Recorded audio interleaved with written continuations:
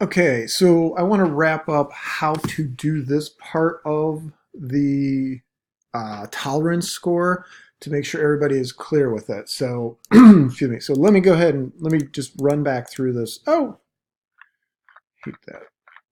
How to do this briefly. That way, when you guys are actually doing this for the lab, come back to the video. You only need to look at part 5 where I go over the calculating the tolerance scores. So, all right, so let me get rid of all this. So here's our example. We collected 4 stonefly nymphs.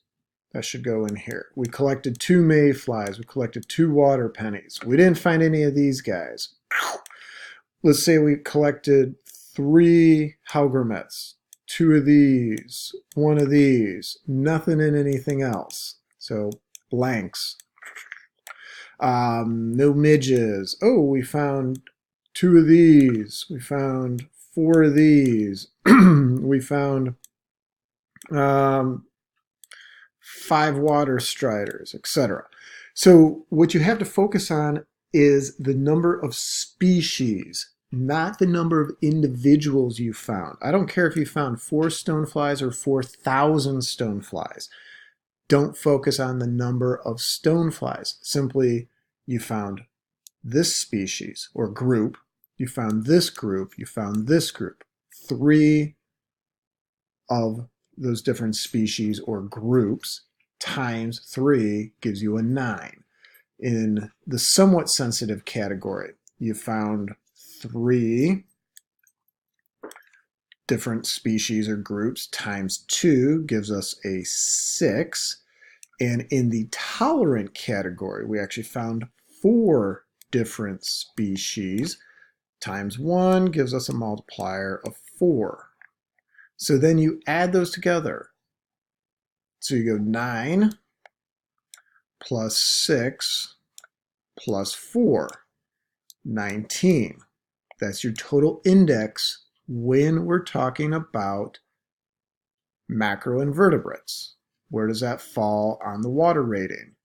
Based on that, we have a good water rating because we're between 17 to 22. So we're at 19.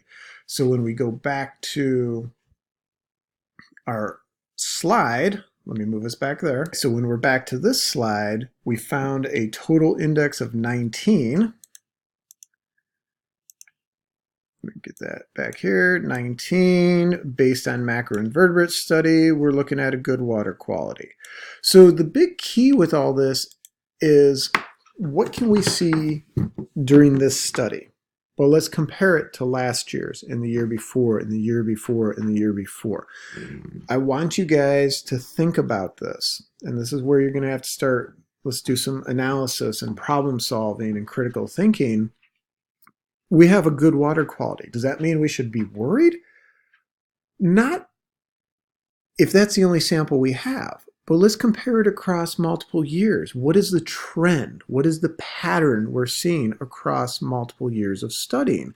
Did we have excellent water quality for 5, 6, 7, 8 years, and then all of a sudden now we're down to good, and then in the next 5 years, does that good slowly taper down to fair?